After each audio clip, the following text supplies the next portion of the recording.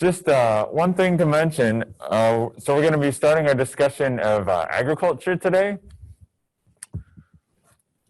But you may have noticed, and I heard that a couple of you were on them, which is awesome.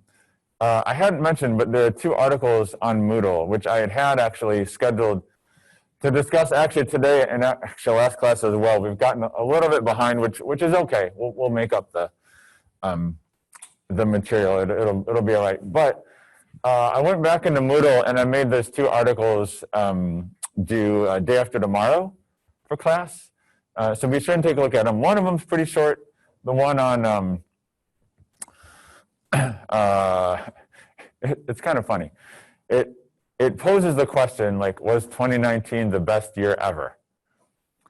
And I think it's sort of funny, because even before this year, people were like, oh, like, there's all these problems in the world, like, is it really this year ever?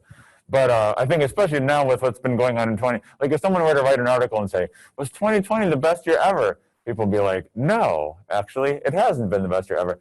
But the metrics they use in that article are it's kind of a conversation starter. It's like, just looking at lifestyles around the world as different things, like, you could say in some ways that life has been getting better and better for people around the world for a really long time. So it takes that approach, like looking at society now versus so many years in the past.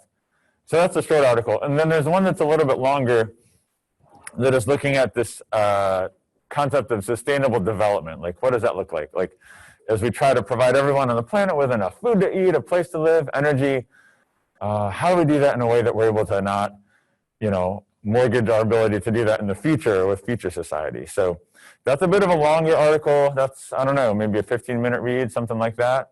That'll take a little more time to get through, but we should take a look at those for Wednesday. Also, on Thursday, our seminar is going to be given by one of my graduate colleagues. It's kind of fun, like with Zoom now, like you can invite like anyone, anywhere to give a seminar. It's like just connect via Zoom at like 12 o'clock on Thursday, and like you didn't even have to get here. So anyway, so I invited Jeremy Tiemann, who's a biologist with the Illinois Natural History Survey, to come and talk about his work in freshwater conservation. He works with freshwater mussels, these mollusks, and a group of organisms that if you didn't jump into a river and look for them, you'd never know they existed. Like, fish are hard enough. Like, if you didn't look in the river, you wouldn't know they were there. Mussels that live on the bottom of the river, even more. So if you want to learn about a neat group of organisms, and, oh, by the way, you get 10 points extra credit as well. Check it out. They're using the same Zoom link for all the seminars. So if you have, I think I sent that before, but I'll send out again. If you go to that Zoom link, a little bit before 12 on Thursday, and then again within a week, email me with a summary, kind of saying essentially what you learned, like what was the seminar about, what did you find interesting, just kind of your take on the seminar. If you email me that within a week, then get 10 points extra credit. So check those out. But there's going to be a lot of those. So you can do up to 3 of those, so up to 30 points extra credit. So yeah, we've got a lot this semester, partly I think because it's easy to schedule seminars. Any questions or comments about kind of where we are, where we're going in class right now? Yeah, all right. I'm still posting my lectures on YouTube, whether anybody's looking at them or not. If a professor posts a video on YouTube and no one looks at it, is it really there? That's an interesting philosophical question. I don't know. It's like if the tree falls in the forest. I mean, yeah, it falls because he finds it. Anyway. All right. So last time we were talking about population growth across the planet, and we talked about this idea that we can use what are called age structure diagrams to determine whether a population's growing or remaining stable or even shrinking. And then we talked about this thing called the demographic transition. Let me see if I can move that little Zoom note out of there. Let's see here. Can I just make that thing go away?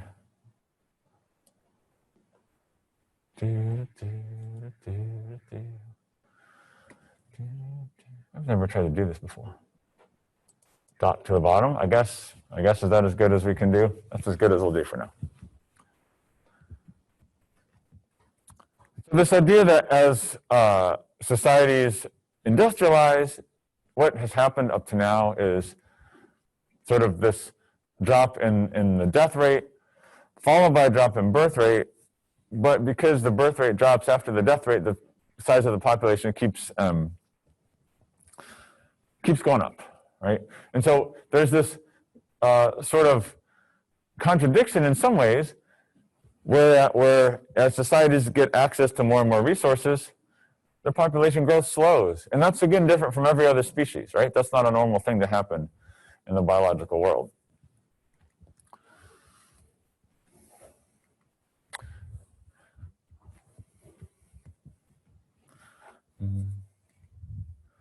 And then we ask the question, what is population growth expected to do in the future? And this idea that we're going to be hitting zero population growth by the end of this century. But of course, zero population growth doesn't mean that our populations have started to decline yet.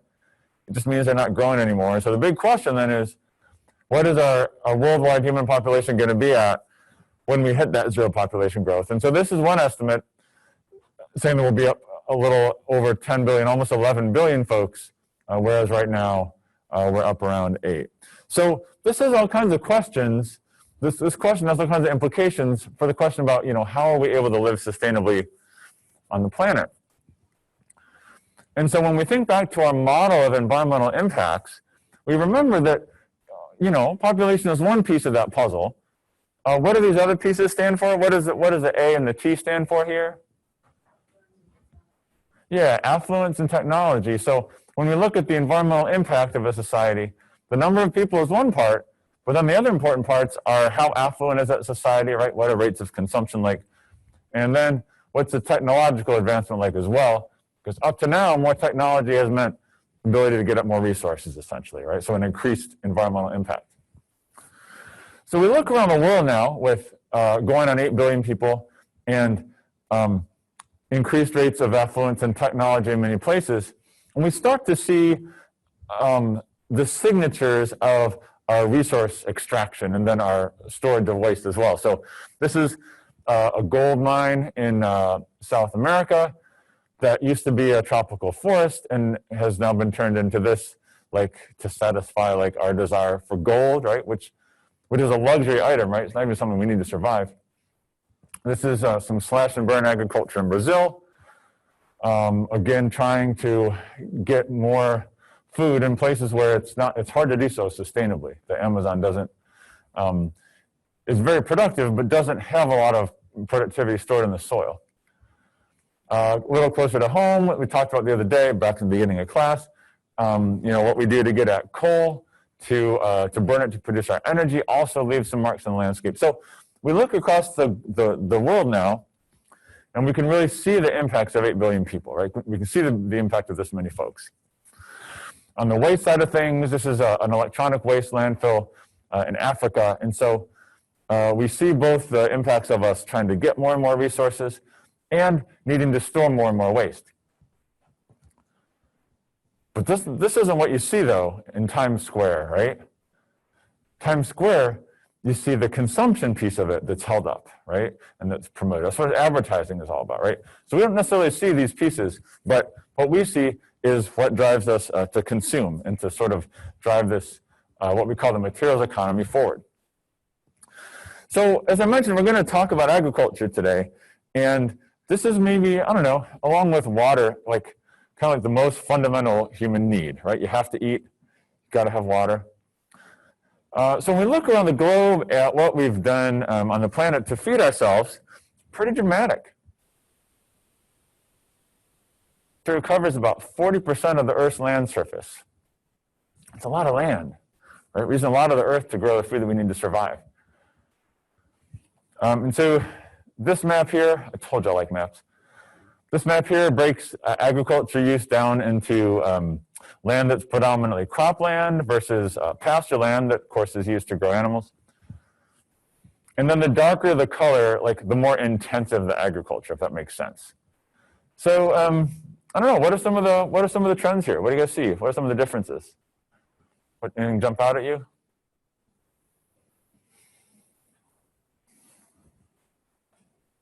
Yeah. A lot of like the eastern half of the U.S. is mostly used for cropland, it's like the Midwest, and then the west part of the country is like almost all pastures. Yeah, absolutely. So the far eastern U.S., yeah, there's some farming, but not a ton area-wise. Right. Croplands, and then, yeah, out west, all pastures, right? I mean, look at that's a lot of the land. Anybody know this? See this like green stripe kind of going up here? Anybody know what that is? Yeah, it's the Mississippi River right there, right? So we tend to concentrate our agriculture in very productive areas, and we'll talk a little bit later about why like a river valley is so productive. So yeah, there's a trend for sure. Anything else? Anybody wants to comment on?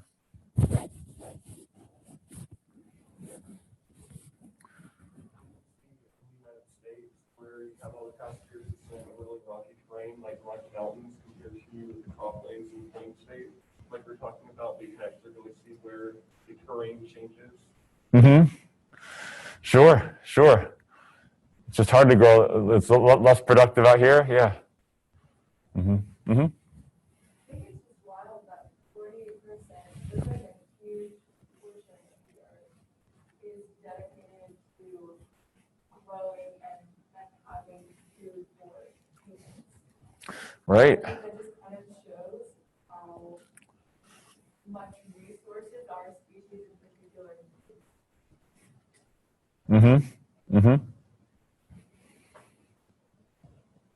And you notice the areas where we're not growing food, like the dark gray are areas that that we can't grow food on. So desert here, Antarctica here.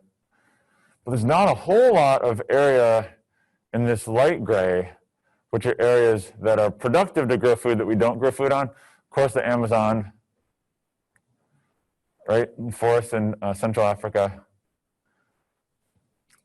So especially when we look at like what percentage of arable land we're using for agriculture, I should have looked up that percentage, but it's higher, right? It's a lot higher.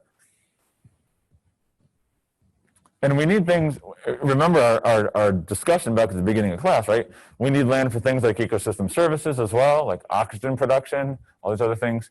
So when we think about that, land that we're using for agriculture is land that's not providing us with other ecosystem services, whatever those might be. So, right, so as we expand the agricultural footprint, as we might say, it gets a little harder for these lands to keep providing the things that they've provided for millennia, right?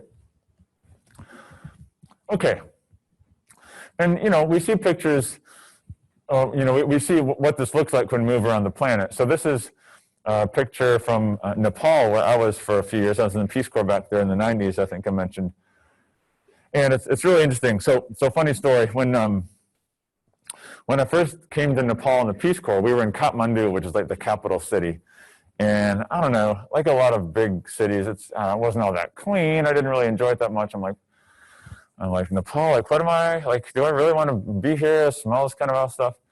And then after about 2 weeks where we got like a bunch of immunizations, all different stuff, then we headed up out of the Kathmandu Valley out to where our training site was going to be. And when we got out of the valley and we looked at the landscape, like it was this.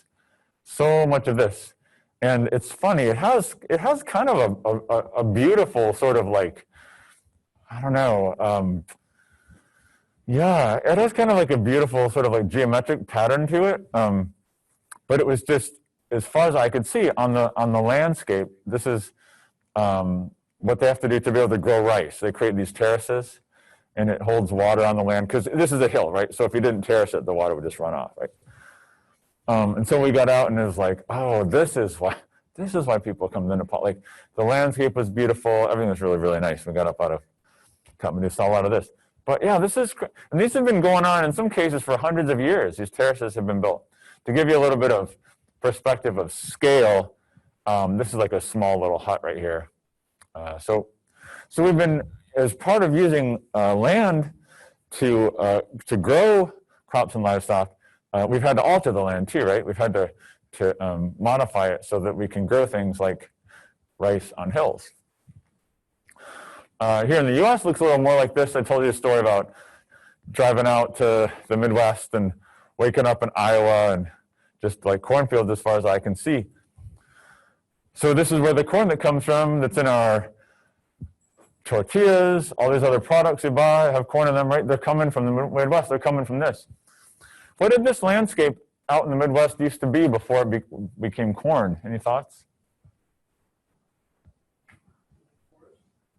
So some parts to the east were forested, but a lot of this area is a little drier for most forests to survive.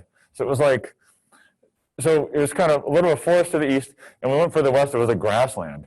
Like this is like our equivalent to like the African savanna, or these grasslands in Brazil called the Cerrado, or the these grasslands in Asia, like the high elevation grasslands, steppes in places like Mongolia. So this used to be grassland, but of course now grows corn and other crops. Yeah, question. Wasn't the certain like species of grass that could grow there, isn't it now extinct? I don't know, I thought I heard that before. It was a certain kind of grass is only native to that kind of. That's an interesting question. So I know, so there are a few patches of these grasslands that are still intact. And so in those places it still grows. I would not be surprised at all if there are certain species that did go extinct. There are definitely mammal and bird species that went extinct because they can't live in a cornfield the same way they could live in a tall grass prairie, which is what it was. So yeah, sorry, I have to say I don't know. It wouldn't surprise me, but there were these birds called prairie chickens that lived in on the prairie, which is why they were called prairie chickens. But anyway, their habitat is, and they're critically endangered because their habitat is almost all gone. So these ecosystems look a lot different than they used to. And I'll talk a little bit more about them in just a second. So if we look from 1960 till the end of the 20th century on into the beginning of the 21st century, we look at what our world population did here. That's the black line. And then we look at production of all of these different agricultural crops. What was going on? How would you characterize the take-home message of this graph? Yeah, go ahead. Say that again? Yeah, absolutely, yeah. So more people means more demand, for sure. So we needed more. And were we able to grow more? We were. Now this is pretty different from something that some person said a couple hundred years ago. Who was that? So Malthus's thing, right? Malthus's whole thing was like, all right, the population grows exponentially, resources grow linearly, that's bad. We're going to run out of resources. So what do you think? Was Malthus wrong?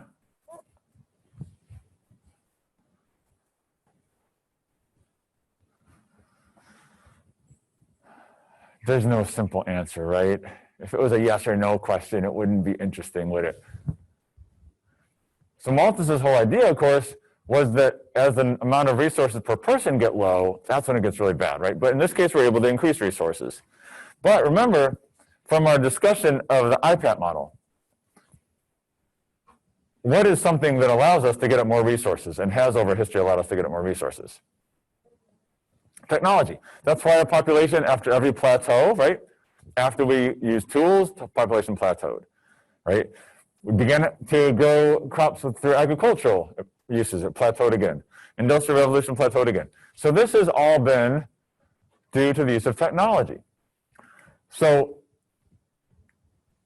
this is due to what's known as industrialized agriculture, and we'll talk about this more a little bit later in the class. But what this showed clearly, right, is that we can use technology to increase our resource levels. And so this is something known as the Green Revolution. Again, we'll talk about that next class. But when we look at global production of all sorts of different things, these are data on grain.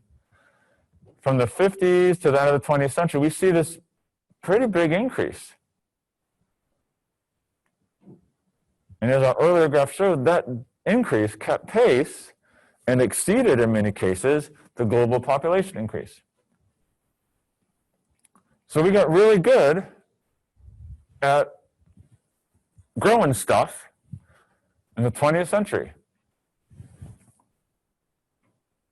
But is there anything else that we should point out about this graph besides the positive slope?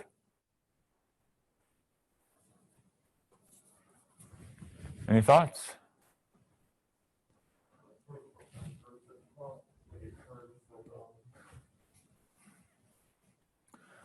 Yeah, so there's definitely, so it's not a nice smooth curve.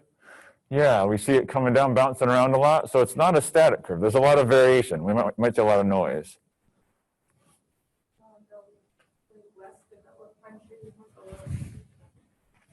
Yeah, it wasn't an even increase, right?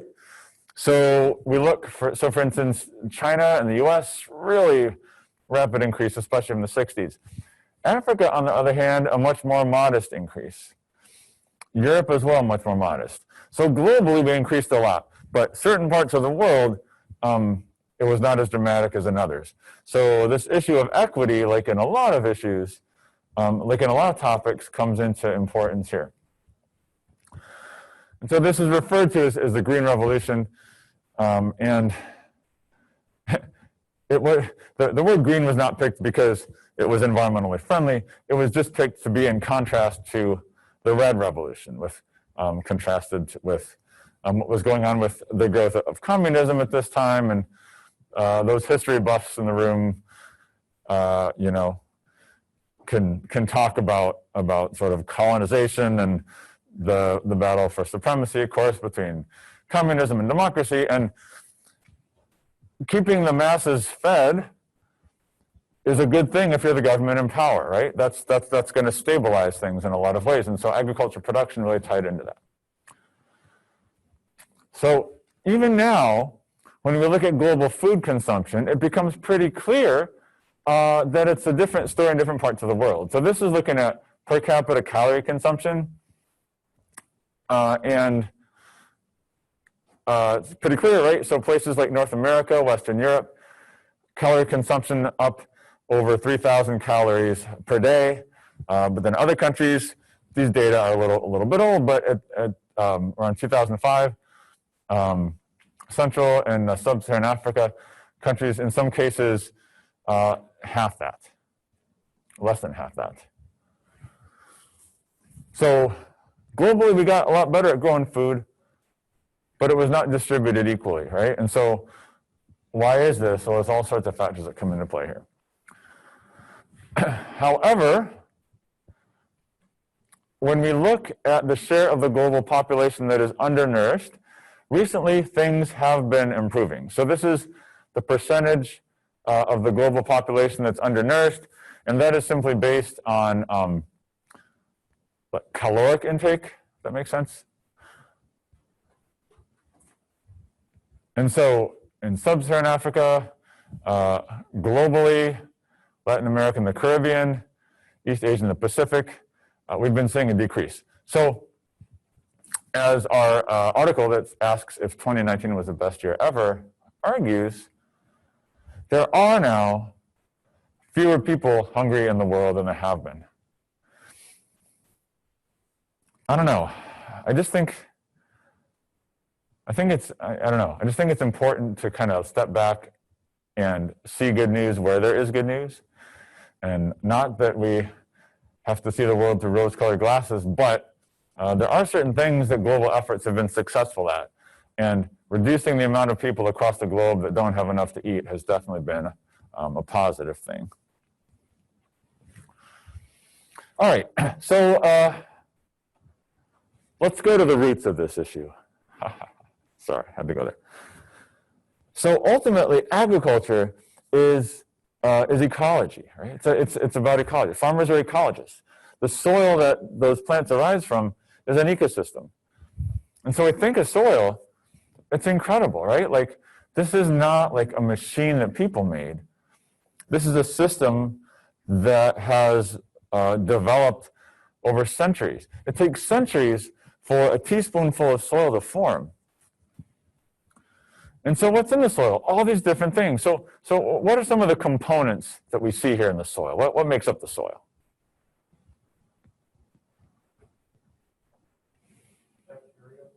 Bacteria. Real important for cycling nutrients. What else?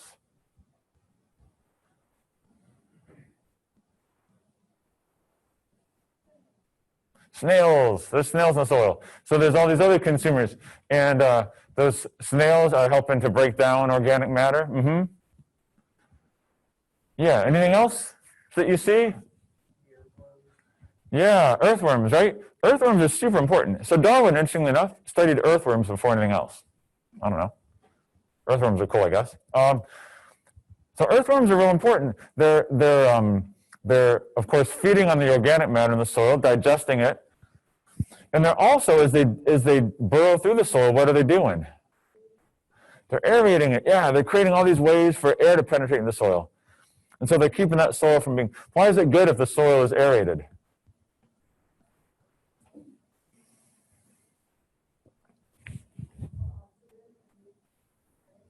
So yeah, it definitely allows gases to come down from the atmosphere and into the soil. And then when it rains, if we've got soil that's not compacted, when it rains, all that water is able to percolate down in the soil and can be used by all the organisms. So soil is a pretty amazing ecosystem. It has all these components that are necessary for life. And of course, plants use the soil. They stick their roots down into it. They pull up the stuff that they need, and then they've got this part of them up above that's getting the sun, that's getting the CO2. And so this is how we grow food, right? All that food that we eat at Brown Hall or wherever else, been growing on the soil, with a couple exceptions. All right, so all this going on. Cicada nymphs. I remember when I came to UNCA in 2007, there were these cicadas everywhere. They were flying all over the place. These cicadas live in the ground, some of them for 12 or 13 years. Yeah, 12, 13 years in the ground. You gotta be patient if you're a cicada. And then you come out and you fly around, and you see on the trees those little, the little shells, you know, where they're like kind of like the back split open where they come out. When I was little, we used to get those, like put them on our shirts and walk around, because if you do that, you're really cool, as you guys know. So the soil, right? It's not just a machine that is producing food for us. It's got all these other ecosystem functions going on. So anything that is going to damage the soil then is going to degrade our ability to grow food. So erosion is one of the most important factors. So erosion, I realize I didn't define it here, but erosion is basically removal of soil by wind and water. Right? And so it's a picture of a wheat field in Washington State, and so it's this water in this case is just washing the soil away. So what causes erosion? What causes soil to be lost?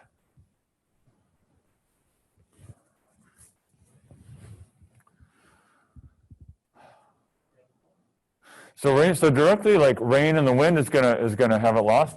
Now, if we look at this wheat field here, how does this look different than the landscape that was there before we planted all the crops on it? So irrigation as well, yeah, the water we can put on can cause erosion. I was looking for something probably a little simpler. So this loss of soil stability causes erosion. What is it that would normally hold the soil together? So plant roots are really the key, yeah? And so when we take plants and trees off of the landscape, when they die and their roots decompose, we don't have the things there that hold the soil together anymore. And then when we get rain or irrigation or wind, we can lose that soil. And so this is a picture of soil that's had some pretty severe erosion. It's on a sloping surface. You can see it's got these tiny little plants. Tiny little plants have tiny little roots. Tiny little roots don't hold the soil together as well as big root systems. Well, what's interesting about erosion is that it's an equilibrium process. So we have the soil that gets washed away in one place, it gets into the river, gets into the stream, gets washed downstream. Then what happens to it? It's deposited, yeah, deposition. It's going to be deposited downstream. So that's why when we looked at that map of agriculture in the US, there was that really bright green strip there along the Mississippi River, because all the soil that was eroded in the Mississippi River gets washed downstream and gets deposited. Y'all can take hydrology and you can learn about how water's ability to transport particles depends on the velocity and the size of the particle. So when the particles suspended in the water and the water velocity slows down, those particles settle out, right? So all those particles that were eroded upstream get washed downstream, and then downstream we've got a flat river. Think of what the Mississippi looks like, the Ohio River. It's moving slow, it's deep. All that soil settles out. And maybe it settles out when there's a flood, right? Those waters go up high into the landscape and they drop that soil. So that's why those river valleys where deposition happens are really fertile. Especially here in the mountains, if you look at where we grow our crops, it's all along the river valleys. French Broad River, you guys know the French Broad is one of the oldest rivers in the world. It flows north, and it was flowing before the Appalachians arose. So the river is like 1 billion years old. It's crazy. So if you look, you get up from the river, high mountains, not a good place to grow. But down along the French Broad, especially in flat areas like near where Hendersonville is, that's where we grow a lot of crops because the soil is really rich. So there's this balance between erosion and deposition. And so deposition then, where that soil is deposited, is going to be a real productive place to grow crops. Interestingly enough, anyone know what the #1 pollutant is that we have, the #1 water pollutant that we have in North America is? Say that again? So that's real important in urban areas, but like across the country, I'll give a hint, you're seeing it happening right here. So sediment, soil that gets washed into our streams is our biggest water pollution issue in the US. And it's, and that's a problem because fish can't live in muddy waters, invertebrates can't live in muddy waters, we can't drink muddy waters, all that kind of stuff. So this erosion also, in addition to being a big problem, because we're losing our soil, so we can't grow crops here anymore once we've lost our soil. It's also a huge problem in our aquatic ecosystems because it degrades the quality of our rivers and streams. And so that's our biggest water pollution issue as well. There. Now, if you ever take my stream ecology class, you'll already know the answer to that question. So erosion is a big issue that's been troubling our agriculture efforts for quite some time. So this is something. So in the U.S. we have an office called the National. Well, it's a branch under the Department of Agriculture, but or the Department of the Interior, the National Resource Conservation Service. And a big part of what they were about was trying to reduce erosion because if your soil washes away, clearly you can't grow crops anymore. It's just a picture of a slope. Erosion is most severe in slopes, right? Because you've got gravity working against you. And so especially when you start to lose vegetation with roots that hold that soil together, you have erosion. This is happening, if any of y'all, West Asheville, if you drive down Patton Avenue near where I live, you pass an Ingalls on Leicester Highway, go up the hill, and then there's this steep area that is like starting to fall down into the road because there's no plants and trees there anymore to hold the soil together. But here's a mind-boggling stat. We still lose about 6 tons of soil in the U.S. For every ton of grain that we harvest. So if you're thinking to yourself, that doesn't sound very sustainable, well, you're right. It means that we've got to put things back into the soil to keep it productive because we're losing the natural soil there pretty rapidly. Erosion isn't as severe in the U.S. as it used to be, but it's still a pretty big issue.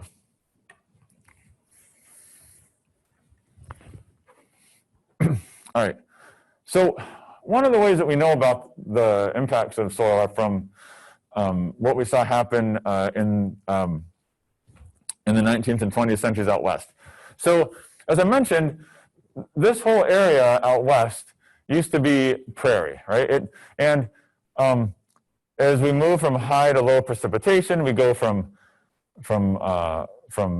what we would call mesic forests, forests that can use lots of water, to more xeric forests, forests that don't need a lot of water, to tall grass prairie, to short grass prairie, to desert. It just like rainfall goes down and down and down, the size of plants goes.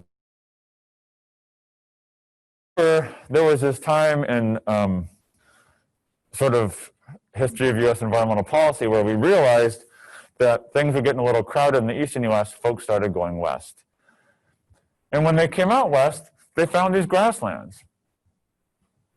Well, that's a lot easier to plow and grow stuff on than a forest, right? You don't have to take down the trees, you don't have to level that, all the stuff. So it was pretty easy to clear that land or just to plow that land and then plant your crops or graze your livestock. And you don't need to write down all these details, just, try to get the take-home message here at the end of this story. So annual wheat was planted, cattle were grazed out there, and of course, in the process of doing that, the native vegetation was removed. Then in the 1930s, there was a drought that sort of exacerbated the issue of erosion because it killed off whatever. It made it really hard for the wheat to live. And so, y'all probably read The Grapes of Wrath. Does everybody read that in like middle school or high school, right? That was a story about folks that moved out to California in response to this, because what happened then in the 1930s was when the winds would come in, this is the topsoil blowing away. This is the soil just blowing away because you didn't have plants that were there with their roots to hold the soil together anymore because the native plants had been removed, wheat had been put on there, the wheat died and blew away. Interesting little tidbit. So cattle were grazing out here. What were grazing out here before cattle? Bison and buffalo. Well, it turns out that buffalo and cattle feed very differently. Bison and buffalo are always moving around, right? Cattle will stay in one place and just graze grass all the way down to the nub. So the grass will actually die. That's why ranchers have to rotate the cattle around from field to field, right? Well, now when you're growing cattle out here, all of a sudden you have grazers that are actually killing the grass that was there. So again, that led to a lack of soil cohesion. So this led to lots and lots of folks leaving. This was a huge, big issue. So when you hear about the Dust Bowl, it was kind of like our introduction to what happened when soil was not protected from erosion. I did my PhD in Oklahoma, and there's a guy named Will Rogers, and he said, he had this quote once. He said, when the folks left Oklahoma to move to California in response to the Dust Bowl, he said it raised the average IQ of both areas, meaning that the people that weren't so smart in Oklahoma went to California and were the smartest people. I don't know. I thought it was funny. Maybe it wasn't. Maybe you're all laughing and smiling, but I can't tell because you're wearing masks. So here's the deal, right? This is what a perennial wheat plant looks like. This is what an annual wheat plant looks like. This is what a natural prairie soil looks like if you cut down through it, right? So this is the soil level right here. This is the grass that you can see above ground. But then look at all of this root biomass below ground. There's a lot more biomass below ground than above ground, because if this is a grass that is perennial, right, comes back every year, this part above ground is going to die back every year. But this part above ground is going to die and grow back and die and grow back every year. But these roots down below are just going to grow and grow and grow and grow without dieback. So you have a lot more biomass of these grasses underground than above ground. And so you can imagine what a huge network of roots like this under the ground does to hold that soil together, right? Okay, and so then this is, so folks, so wheat and most crops are annuals. You plant them every year and you harvest them every year, right? But folks have also bred some perennial crops, which means like you can leave them in the ground year round. So this is the root system of a perennial wheat variety versus an annual wheat variety. And so you can see, you know, that when you have an annual crop that you plant, where you've taken these off the soil, well, of course, like once you plow and kill off these grasses, eventually the roots are going to decompose. And so you won't be able to hold that soil together anymore. And so that can lead to this massive erosion.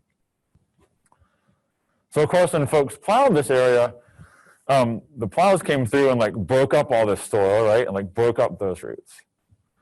So anyway, I think it's interesting just to think of it like from an evolutionary perspective, that question from your exam, like why is evolution important to understand as an environmental scientist?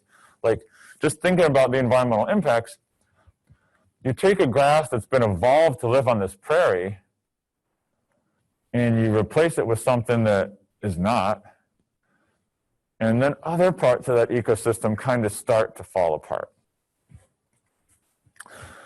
Some of these prairie grasses, pretty amazing. So this is a little card that, so I also taught for a year in North Texas, and there was an area of shortgrass prairie that was restored. It had been seeded with the native grass species.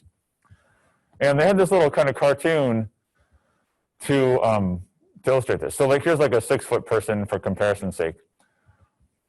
And you look at, you know, these roots are going down like 8, 9, more than 10 feet in some cases. So why would a species evolve to live in these areas need to have really deep roots? Any thoughts?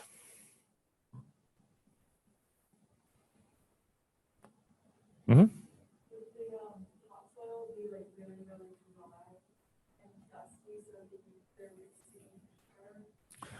to get access to like water and other sort of nutrients? Definitely, yeah. So right, we're not going to have a lot of rain out here. You have to go deep to get nutrients. And when that big drought comes along, this compass plant with roots going down 12, 14 feet, it's going to survive. I mean, you know, your water table is going to have to get really, really low before it starts feeling any water stress. These other things, big blue stem, right? First of all, look at the size of these grasses. These grasses are like 6, 8 feet tall. It's essentially like the African savanna. That's what this was like, right? And we had, you know, we had the bison, we had the mountain lions, we had all that stuff, but we don't anymore. So yeah, so as the water level drops down and down and down and down, a lot of these grasses are still going to be able to survive. But these are a couple of annual plants over here. Again, if that water table drops down to here, all of a sudden they're all dying and not going to hold the soil together. So this is a big lesson in the U.S. for, you know, what can happen if you don't take care of your soil, if you don't pay attention to soil erosion. So when we lose soil, of course, we lose productivity in the land. And so there's a term that's used to describe the loss of productivity to land called desertification. And so this happens when you lose the soil. This, you know, so there's some areas, this is a picture from Africa, but this happens lots of other places.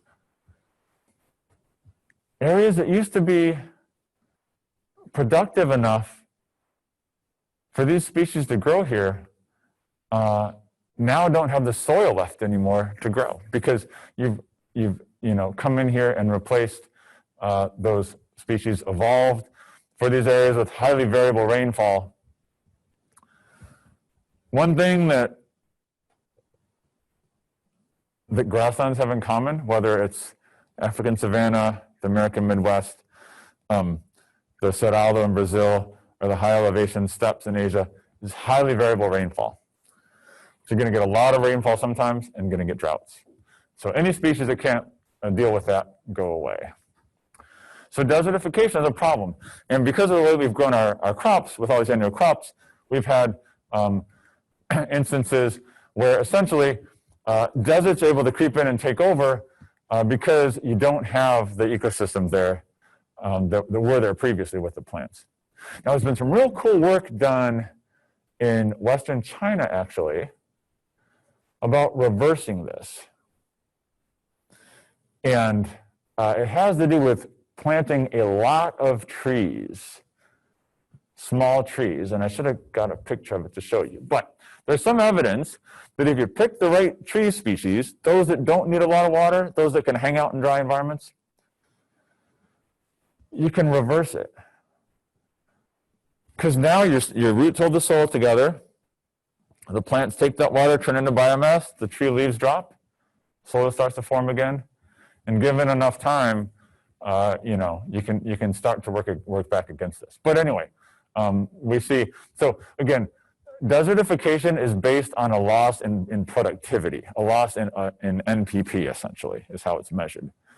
And so lots of places around the world that are kind of suffering from that. Okay, so what are some things that farmers do to conserve soil? And what is this graph telling us? So these are data on sunflower production in Minnesota. When sunflower was grown after each of these crops. So what was the yield per acre of sunflowers grown after sunflowers? Sunflowers grown after potatoes, after sugar beets, etc. What's one of the take-home messages from this graph?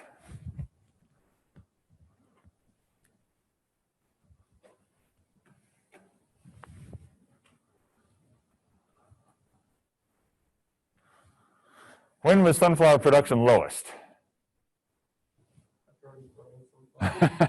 After you'd just grown sunflowers.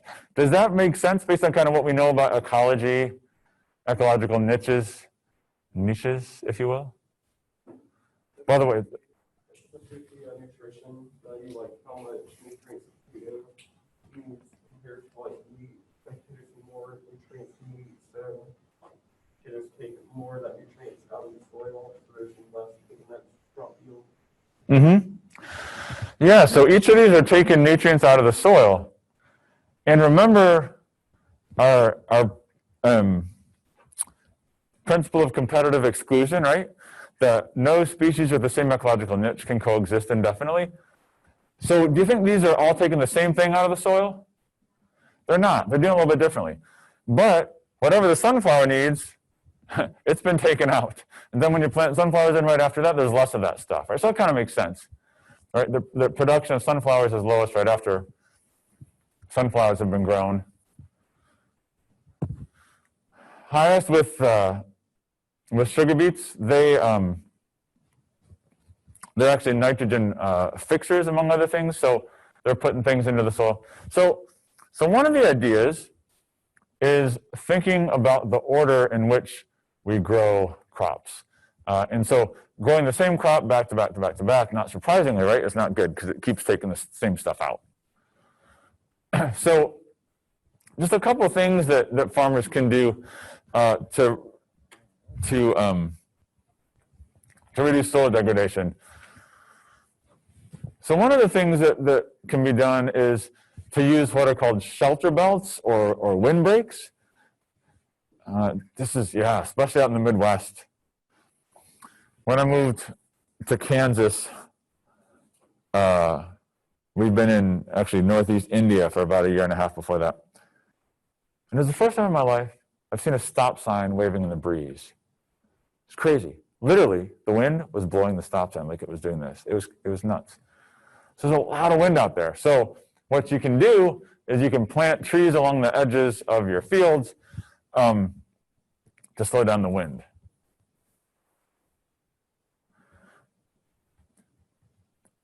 This is kind of like, anybody live near the coast? Do y'all ever see, people put those little like rock jetties out to try and keep the sand from getting eroded away?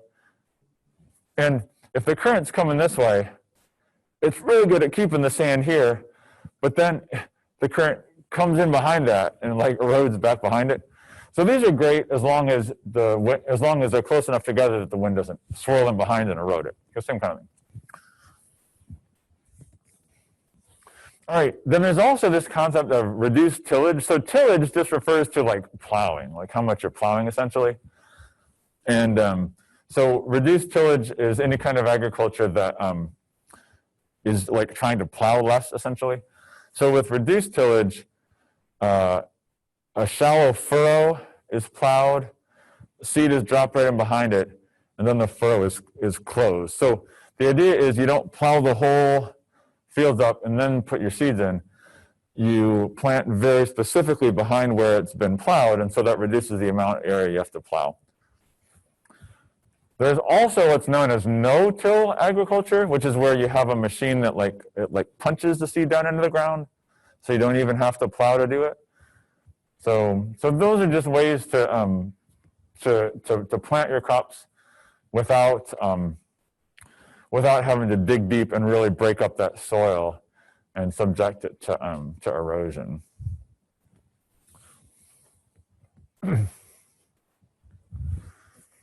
So shelter belts or windbreaks, trying to literally, physically like stop the wind.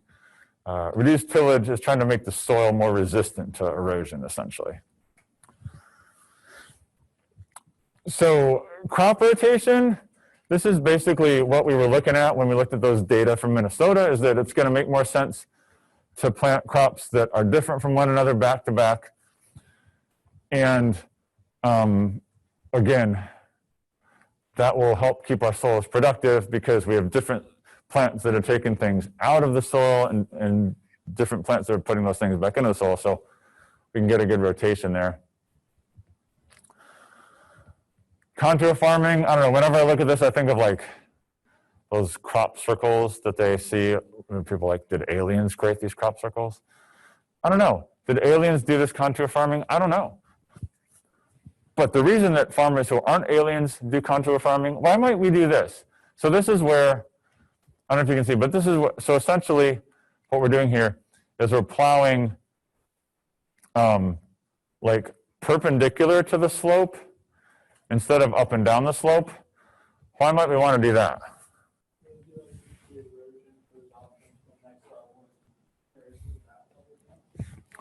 Yeah, absolutely, because any water that comes down this way is going to get caught in these furrows that follow the contour lines. Whereas if we plow up and down the hill, of course, it makes it easier for the soil to erode away. You see this a lot, again, around here in Western North Carolina, just because we've got a lot of hills. When you talk about growing crops here, like, we don't have a lot of flat land to do it. So you see this when people are growing on these slopes, they're usually plowing perpendicular to the slope along those contour lines. A couple other, we've talked about terracing already. And so this is where you cut level platforms into the hillsides. And again, this is used most commonly when you're trying to grow crops that require standing water, of which rice is one. But it's also used for other types of agriculture as well.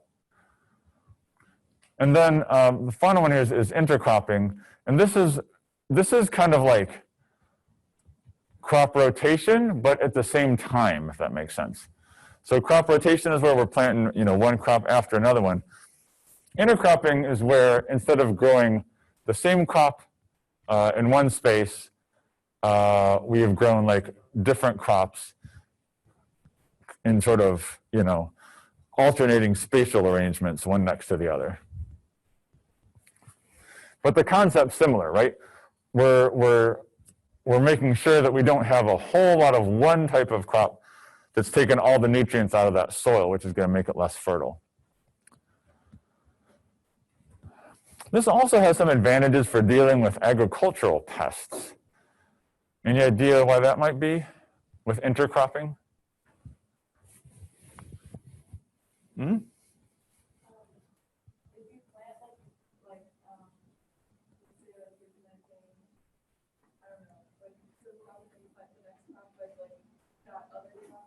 the pests survive? Maybe it's like a taste or a smell or something, so that we draw them away from eating the crop that they do like. Yep, definitely, definitely. There are certain crops. So like in our garden, we plant marigolds because that's something that a lot of bugs don't like. So yeah, if you can intersperse plant varieties that bugs don't like with ones that they do, that's valuable. The other thing is, you know, most bugs are evolved to eat like a specific plant. Like there's like a corn borer, which hits the corn crops. There's lots of them. But if you don't, and so if all you have is one big, what we call monoculture of that one crop, the odds of that pest finding your crop and like smashing it are pretty high, right? But on the other hand, if you've got smaller patches of that crop interspersed with other crops, it's less likely that that pest is going to get there and really hit it hard. Yeah, unfortunately, when you do, can anybody think of like a downside of intercropping as opposed to like monoculture, all the same species? Oh, so say that again? Takes a lot of nutrients? Mm-hmm.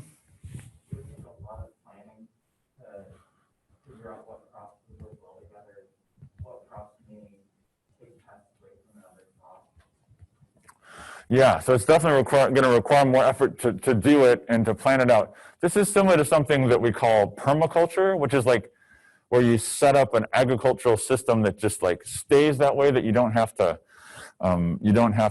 change it every year. So it's going to take a lot of planning. And also, if you think about doing this on a really large scale, like Harvard, you know, if you do this on like a 100-acre plot, like, you know, the downside of industrial ag is that you need like machines to do all the work.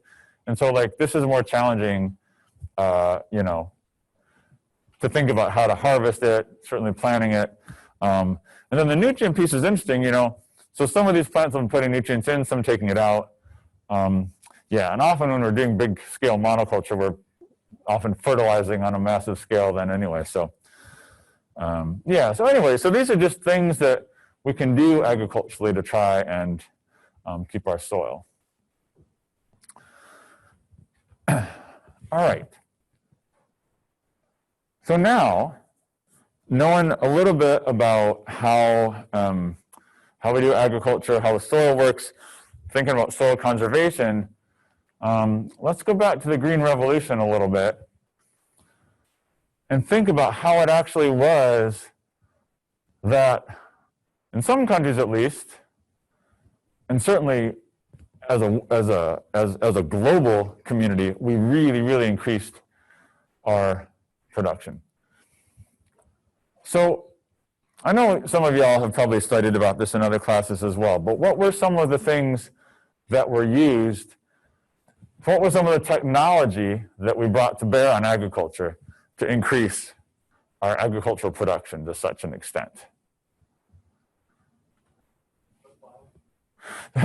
You know, I hadn't even mentioned that, but yeah, yes, the plow definitely played a role, and that, yeah, and so that I guess was, so I guess I'm thinking more like kind of since the 50s, but yeah, the plow, like kind of like the wheel, man. The first person that figured it out, they're like, whoa, crazy. We need to do more of that. So here's some data on nitrogen fertilizer production in tons from 1960 to 2014.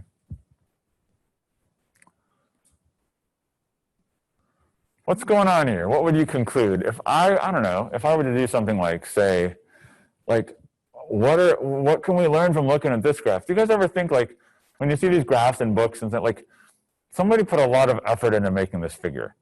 They thought, like, all right, like, what color am I going to use? Like, what font for these numbers? Like, a lot of thought went into this. What do you think the maker of this graph wanted us to get out of the graph when we looked at it?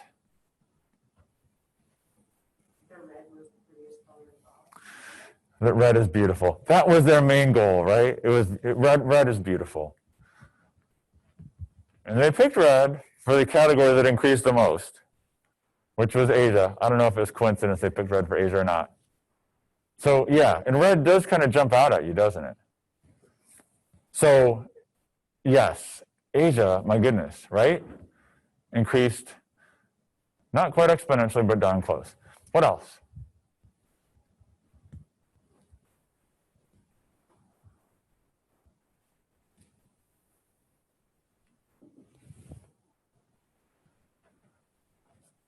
This is a stacked graph. Y'all know what stacked graphs are?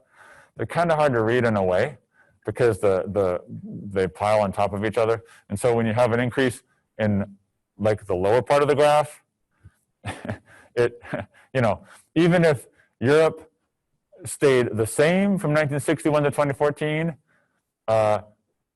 the top part of this graph would still go up because Asia went up so much. Maybe you'll get all these relations between Europe and North America, or like quickly increases and then drops off. And continues to get back up. Interesting. Yeah, I think if you squint enough, you can see that. There seems to be, although again, it's tricky because like this trend in Europe, we see the same thing here. But if North America was constant, we'd still see that same spiking pattern because of the one below it, I don't know. Yeah. Anyway, so what jumps out to me is, first of all, looking at like, again, not a whole lot of fertilizer production in Africa, a whole lot in Asia. But in the big picture, we went from what? I don't know, 15 million tons to like maybe 120 million tons. So that's an increase of like, what, 8 times? Regardless of the spiking pattern or not, could we just visualize or draw a line of best fit color for each country? So they could have, right. And that would have made it clear to compare country to country. Yeah, so they could have just shown like a best fit line for Asia, best fit line for Europe. They could have. So the goal of making this kind of graph was to show us like as a whole, what did the whole world do? And then maybe a little bit about other countries, which to me, what jumps out is difference between, for instance, Africa and Asia. Yeah, so that kind of graph would have been easier to say about specific countries. So should I have like started us talking about all different specific countries? I don't know, but it is a couple things jump out at you, like Asia and Africa, and the fact that we were producing 8 times as much nitrogen fertilizer in the beginning of the 21st century as we were halfway through the 20th century. Interestingly enough, World War II, of course, wrapping up in the mid-40s. A lot of the factories that we used to make bombs, it turned out, could be repurposed to make fertilizer pretty easily, because nitrogen is also a big component in bombs, in military weaponry. So one of the reasons that this increase was able to happen so fast, and now I don't know so much about Asia, but I know for sure North America, we really ramped up our fertilizer production by converting some of those factories over, which is kind of an interesting connection. Anyway, and if we look around the globe at where nitrogen fertilizer is applied the most and the least, not surprisingly, it's those areas that saw the big increases in the Green Revolution, right? So China right over here, US here in the upper Midwest, Africa, much lower rates of application, same with South America.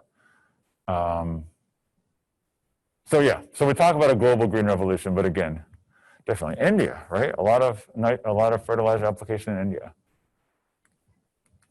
All right, so one of the main parts then was use of these synthetic fertilizers. In other words, not just the organic fertilizers from cattle, that kind of thing, but these chemical fertilizers. Another one, also, we'll talk about this later, but there were pesticides that were developed for the first time in World War II. One of those was DDT, which we learned later was really bad for us. But at the time of World War II, it was advantageous because World War II was the first war in the history of the world where more people died on the battlefield than died from infections and disease. So DDT was a part of that because they're able to kill all these insects and pests which spread disease among troops. So then that just sort of figured that if we were able to use all those in wartime, then we'd see how they worked on our agricultural systems. And sure enough, it also killed agricultural pests. So this is global pesticide production from 1950 to 2000, and it's pretty crazy, right? I mean, we're going from like about 1 billion tons per year to like 0.1 to 3. So we increased our pesticide production like 30 times globally. Sorry, yeah.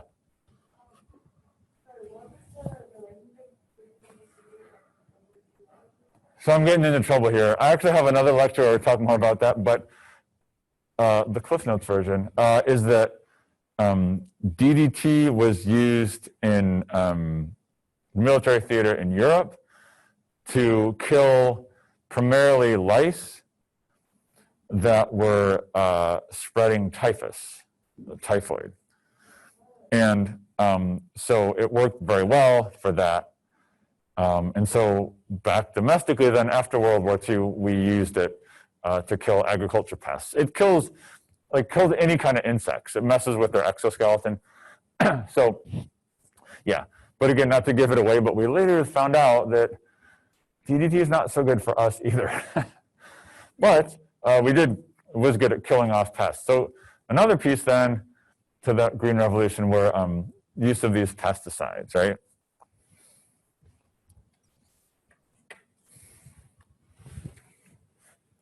So we're starting to see how technology is allowing us access to more resources. And again, some of these technologies actually came out of World War II, interestingly enough. And another big one was development of specific varieties of crops which were more efficient. So dwarf wheat was a variety of wheat that was genetically bred. Wheat's a grass, right? And so any grass, it grows up, and if you haven't mowed your lawn for like a month, like the grass gets seeds, and those seeds will get blown on the wind, and they, grow up to be like adult grasses somewhere else. Of course, with wheat, we eat the seeds, but we don't really care, why would a wheat plant want to be tall, evolutionarily speaking? Why would any grass with wind-dispersed seeds want to be tall? Yeah, I mean, you get up high, so the wind gets you and it blows your seeds, right? So they disperse. But if we're growing that grass for food, we don't care how tall it is. We just want it to produce lots of big seeds, right? And so through selective breeding, dwarf wheat was developed, which produced the same amount of seeds, same volume of seeds, but is a lot shorter. So it doesn't need as much energy. It puts all its energy into growing the kernels? Is that what they call wheat? I don't even know. Wheat grains, I guess. Right? So we also were able to selectively breed some certain varieties of crops. And dwarf wheat was a real good example of that. It was bred and then spread around the world essentially, and played a real big role in India. Some folks think that it saved as many as 1 million lives because it increased the productivity of wheat fields. Okay, so again, the role of technology here. And then, the final one, again, driving across Iowa, you see these huge fields. And we're not going out picking these by hand. Like, that isn't happening. The way that you're harvesting them, planting them, managing them is all mechanical. You're using these big pieces of machinery.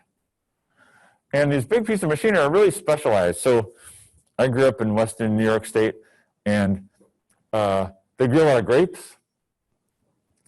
And in the fall, you'd see these things driving down the road. They look like tractors on stilts. And they had like these little like plastic paddles on them. And what they do is they drive along the rows of grapes, and those paddles like knock the grapes off the vines. And then they have this conveyor belt that brings those grapes up and deposits them in these bins. These tractors cost like hundreds of thousands of dollars, but you can only use them to harvest grapes. So industrial agriculture involves use of a lot of heavy machinery. And nowadays, when we look at the costs, right, how much farmers pay for production, fuel is a pretty big piece of that, depending on what they're growing. Right? So if you're growing corn, it's, I don't know, maybe 1/7 of it. But then for poultry, fuel is over 1/2 of all your production costs. So don't worry about that. Don't worry about that. So the final piece is this heavy reliance on fossil fuels. So all these different technologies are what allowed us to amp up our agricultural production pretty rapidly. But the question, which we'll be looking at in a little more detail next class, getting back to our bank account analogy. In order to grow this much food every year, are we affecting the Earth's ability to produce the same amount year to year? So have we taken enough out of our bank accounts now that we're starting to diminish the principal? Or are we still living off the interest? And so that's kind of the question of sustainability that's pretty important. And that's what the UN document that we'll read for Wednesday addresses. So any questions or comments?